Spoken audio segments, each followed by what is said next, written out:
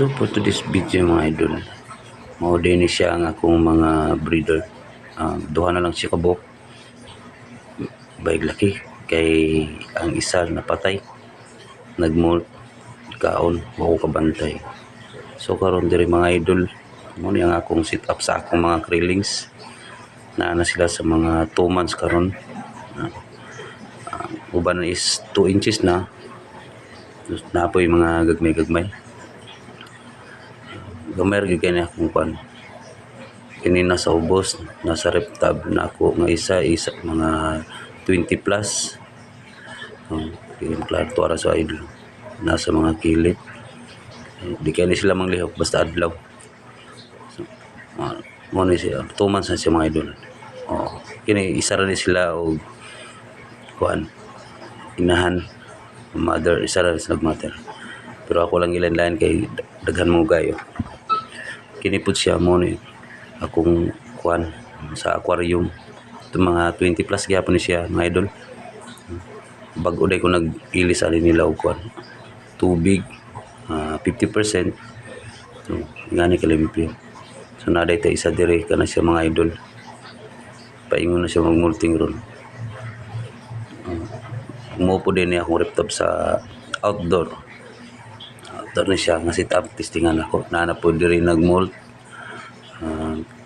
Tulo na sila kabuk nagmolt di kay maklaro ang iyang kuan mga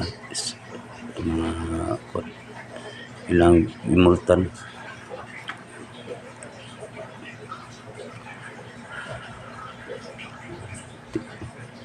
Isa gugaw rin sa tanawon pero good sa gyapon sa mga idol. Kita mo yung tubig. Balik day taning isa nga nagmolt mga idol. Diyan na siya mga idol. Nagkuha na gid siya. Sugod na siya og molting. Kada molt nila mga idol dili na sila ingon nga halos-halos kada semana naiga-molt nila diri side. Og dunga-dunga pero sila og mag-molt mga idol. Sila mga idol. Kumargot. Beginner man ta mga idol. Pakita tala mo sa akong sit up sa ako ang mga acrylics. 2 months old na siya mga idol. 2 inches na sila. Nya napoy uban nga gagmay. Or pabihan siguro sila mga idol inig magkaon. Ato siyang tanawon magmolt mga idol. Nice kaayo.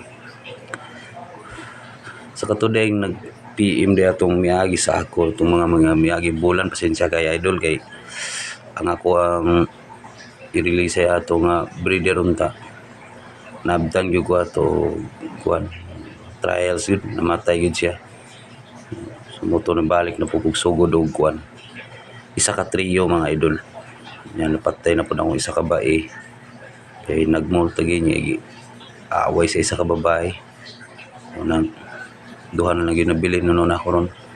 Pero kaluyan sa Ginoo na sa akong krillings nga mga 200 ni siya kapin. Mura ni nabilin mga 60 to 70 plus na ni sila mga idol. Pero good sa gyapon. Kay beginners pa man ta. Masya mga idol. Mo na ang multi-stage mga idol. Ato na siyang gi-tanaw diha. Ingana na sila mag-molt. Og magmold din siya mga idol sagdaan ra gyud ninyo siya kay kung inyo na siyang hilabtan basin may na sila tendency nga mamatay di sila makahuman og mold kinahanglan nga pasagdaan ra gyud ninyo sila magmold tun nga mahuman ang ilaha pud ang lawas mga idol pag human nila og mold humo kaayo dili halos gunitan gyud kung gusto niyo siya gunitan pabton lang sa ninyo mga 3 to 4 days usa ninyo siya hilabtan napaisa nagsamok-samok mga idol igsuon na niya mga idol pero gamay dili gid sila magpareho kadagkon pero good sa gihapon kay mas daghan gyud ang kuan dagko dan mga idol managid sa molt ug kana pud iyang mga gimultingan mga idol nga ilahang mga panit sagdaan na po na siya diha kay ilahar man po na siyang ilar man po ng kaunon so unon na niya usahay ka nang nagmolt mura po na yung mukhaon sa iyahang bagal o iyahang gimultan pero kanang mo lagsik-lagsik na siya, mga idol. Di ba? Dako-dako na siya, gamay. Thanks God gyapon kay na binlan gyapon kog mga 60 or 70 plus gyapon nga mga acrylics. 2 months old na nila sila, mga idol. Muna ni sila karon. Okay ra ng mga hugaw-hugaw, mga idol. Bago ra na ako nagikuha anong mga hugaw, pero wala ako clearing yung kay tanan, kaya ako ra nagipasuyo panubos.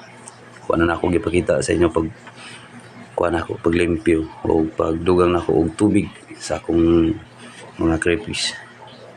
So mo na, mga idol, niya migsoon. Taud-taud na po na yung uban na ni nagmol na duha ka kuano panit. Naigamay dool nagsugot. Napay interbido, mga idol. Mangaway pa Ito, mga idol, sa ganahan mo tanaw sa itong mga video, please like and follow lang, mga idol, para updated mo sa akong crayfish home farming, mga idol. Og salamat, bye bye.